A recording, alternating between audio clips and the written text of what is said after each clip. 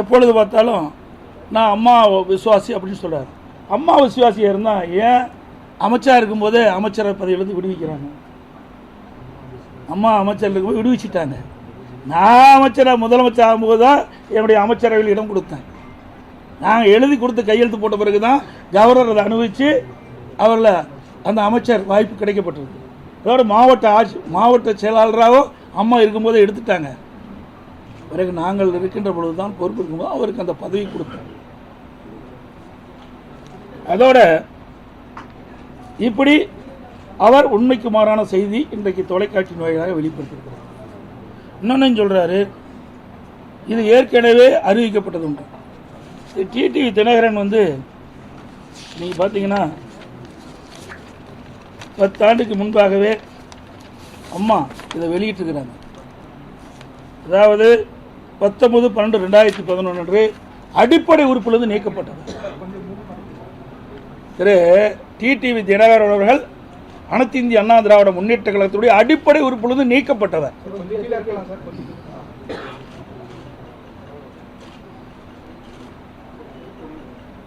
அம்மா இறக்கின்ற வரை 10 ஆண்டு காலம் இவர் சென்னைக்கு வரல. வந்தாலும் இருக்கிற இடம் தெரியாமல் இருந்தார். அம்மாவள் மறைவுக்கு பிறகுதான் திருமதி சசிகலா அவர்கள் இருந்த காலகட்டத்தில் துணை பொதுச் செயலாளராக பதவி வாங்கினார்.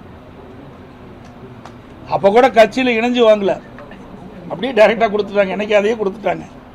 அம்மா நீக்கப்பட்ட ஒருவருக்கு பதவி கொடுத்தாங்க. இவர் அப்பொழுதே அம்மா இருக்கின்ற பொழுதே கட்சி விரோத செயலில் ஈடுபட்ட காரணத்தினால்தான் அனைத்து இந்திய அண்ணா திராவிட முன்னேற்ற கழகத்திலிருந்து இதயம் புரட்சி தலைவி அம்மா அவர்கள் ஒழுங்கு நடவடிக்கை எடுத்து அனைத்து இந்திய அண்ணா திராவிட முன்னேற்ற கழக அடிப்படை உறுப்பிலிருந்து நீக்கப்பட்டவர் டிடிவி தினகரன் அவர்கள். அம்மா அறிவிப்பு நம்ம பாருங்க, இதில் கிட்டத்தட்ட தலைமை கழகம் அறிவிச்சிருக்குது. இதில் தெளிவாக வந்திருக்குது. 10 ஆண்டு காலம் வனவாசம் போனவர் எங்களை பற்றி பேசுகிறார். நாங்களாம் 10 ஆண்டு காலம் இங்கே இருக்கின்ற அத்தனை பேரும் அனைத்து இந்திய அண்ணா திராவிட முன்னேற்ற கழகத்திற்காக இதயம் புரட்சி தலைவி அம்மா அவர்கள் என்ன ஆணையிட்டார்களோ அந்த ஆணையின்படி செயல்பட்டவர்கள்.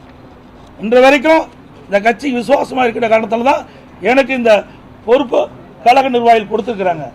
இவர்களை அப்பப்போ பச்சோந்தி போல மாறுவது கிடையாது. இப்பொழுது கூட எப்பொழுதுமே சட்டமன்றத்தில் பேசுனதே கிடையாது. திமுக எடுத்து ஒரு வார்த்தை கூட சட்டமன்றத்தில் பேசுனது கிடையாது.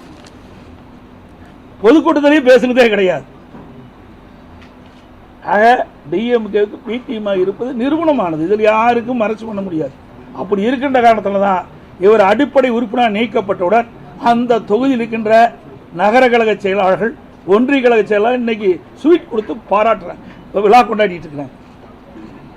33 ஆண்டு காலம் நீங்க இருந்துன்னு சொன்னா உழைச்சிருக்கணும், மக்களுக்கு உழைச்சிக்கணும், நிர்வாகிகளுக்கு அனுசரித்து போயிருந்தா உங்களை வாழ்த்தி இருப்பாங்க. அதுக்கு மாறாக இயக்கத்திற்கு துரோகம் இழைக்கிறதுக்கு இப்படிப்பட்ட நிலைமை தான் கிடைக்கும். இந்த இயக்கம் சாதாரண இயக்கம் அல்ல. இன்றைக்கு 2 கோடி தொண்டர்களுடைய இயக்கம்.